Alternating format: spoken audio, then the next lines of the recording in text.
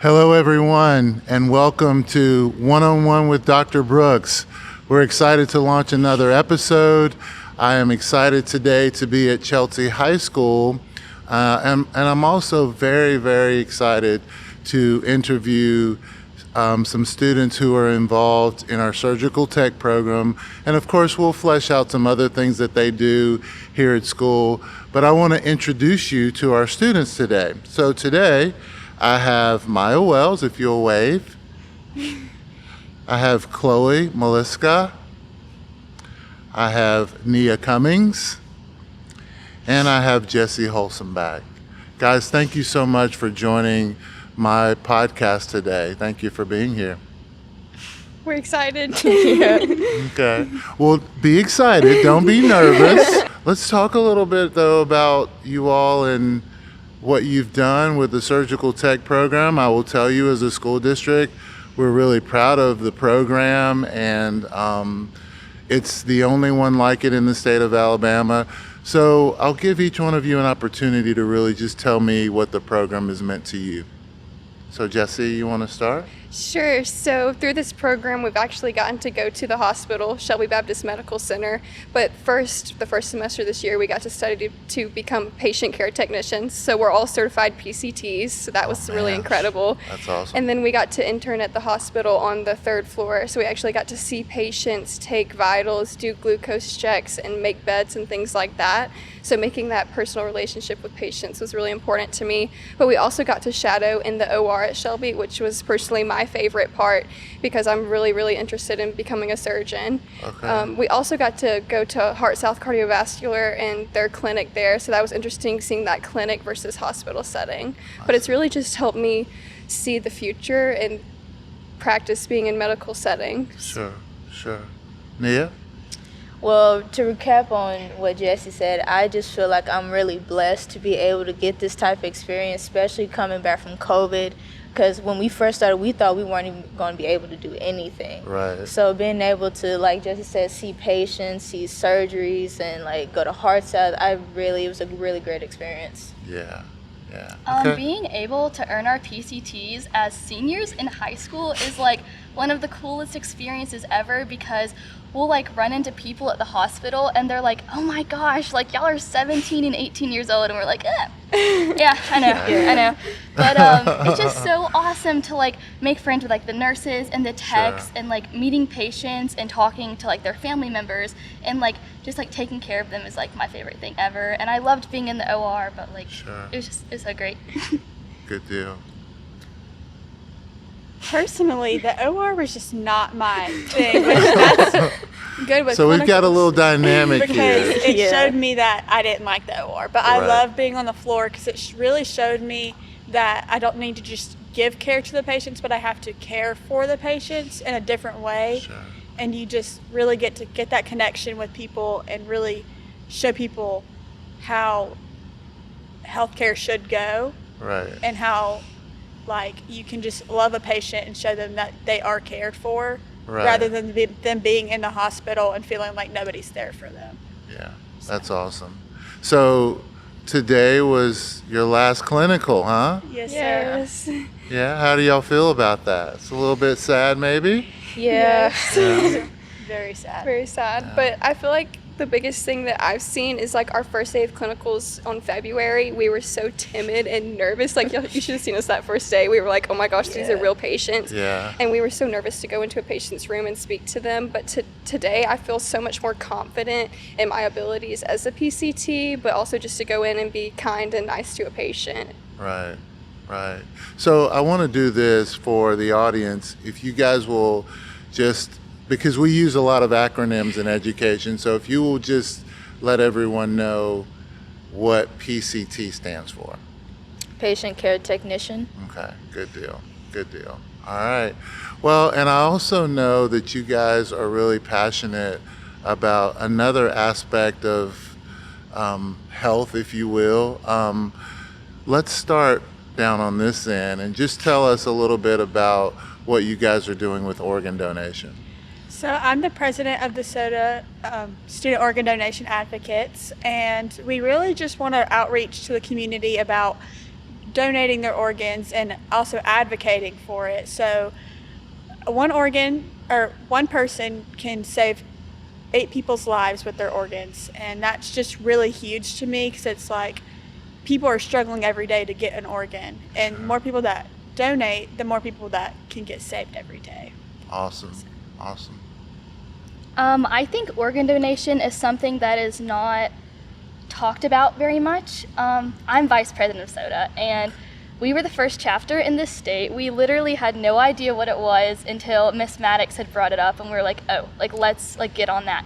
It was literally the last day of school of our junior year last year, and we made a chapter, and so we've started to reach out to especially people our age, because the minute you turn 16, people want their driver's permit, their license, right. And making that mark on your license is I think it's beyond important. A lot of people our age also don't know, even people in their 40s don't know that you're not only helping one person, but one kidney can it's beyond amazing. Just saving a life is Right. the smallest thing, and so many people don't know about it because they just think I'm donating my body to science. I don't want to do that, but I think it's very important to advocate for that. I agree.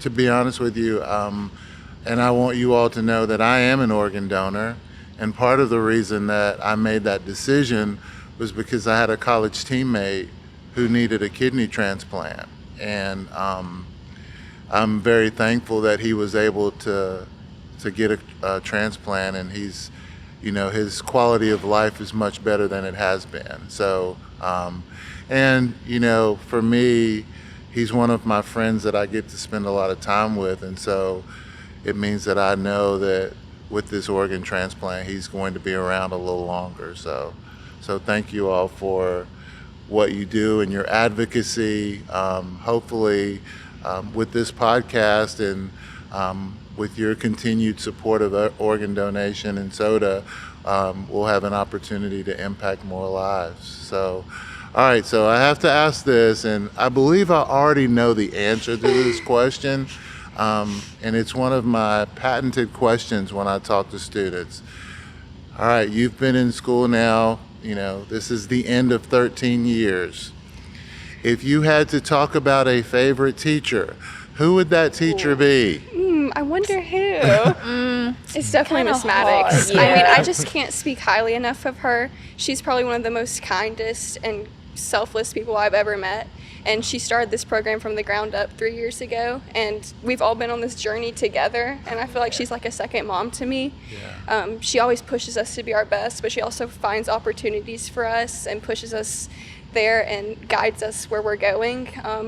I honestly just can't speak highly enough of her. I love her. There's not enough words to say to Miss Maddox, especially with her starting as a new teacher, being in that trailer, and then now having her own room. It's really amazing what she's been able to accomplish.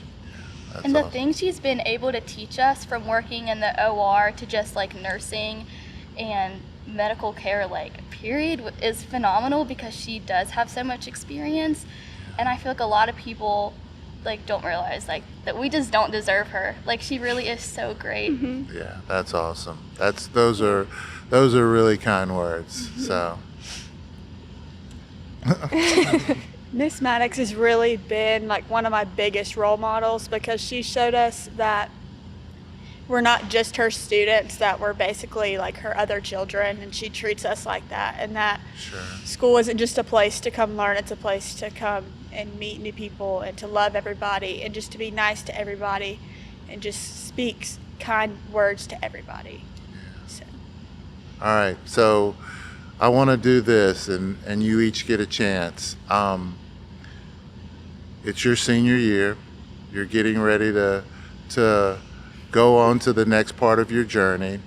I want you to describe your school experience in 3 words, and then if you will tell the audience what's next for you? Ooh, 3 words. Sum up 4 years in 3 words. Yes. I knew this would probably be the toughest question, yeah, but My goodness.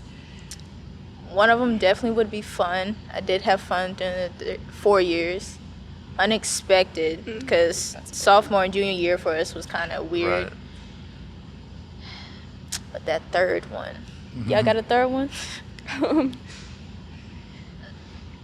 I guess just exciting. Like every day, especially like the past 2 years, it's something new every day with like this program, or just like with COVID, just like obstacles being thrown at us. Yeah. So it's something new every day, but it's been exciting, and I feel like I'm so blessed, and just I don't deserve any of the things that I don't think any of us do that we've gotten, and No. we're just so grateful and blessed for the privileges that we've gotten. But do you want to say where we're going? Do Do you want to go, Maya? I'm going to North Alabama for nursing. Awesome school. I'm very familiar with that school. We talked about that. I'm going to University of Alabama for nursing as well. Awesome. And I'm familiar there. So one son at North Alabama, or went to North Alabama, the other one went to Alabama. So, yep. I'm going to Xavier University of Louisiana. Oh, wow. Listen, and y'all are probably going to say, he can't be telling the truth, but I am familiar with Xavier because my mom's sister went to Xavier and she was a pharmacist. Yeah. I heard that a lot of people who want to go into pharmacy go down to Go to Xavier. Xavier. Yeah. So, and you'll love New Orleans. So. That I will. I'm going to Lee University in Cleveland, Tennessee. I'm going to be majoring in biology because I want to be a surgeon. Awesome.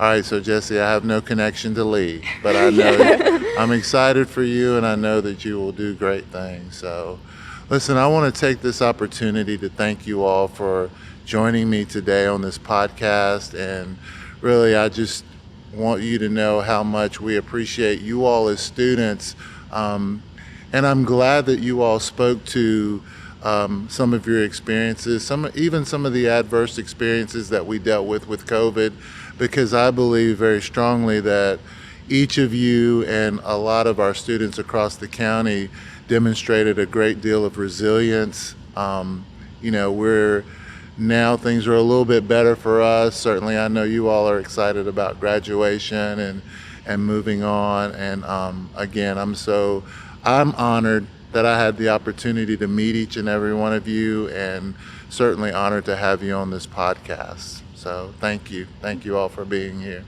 Thank you. And thank you, Shelby County. As you can see, as I've spoken on many times, we have outstanding students in our school district. They're doing outstanding things. We as a district, we look forward to hearing from them again and getting to hear about their next journey in life. But we're also very blessed, I think, to have had an opportunity to teach and or lead and or just have experiences with great students. So thank you to all the parents out there. Thank you to the community. Thank you to the city of Chelsea. But more importantly, thank you to the teachers and leaders here at Chelsea High School for all of the things that you've done to make their school experience a great experience. So, and we will see you next time on One-on-One with Dr. Brooks. Take care.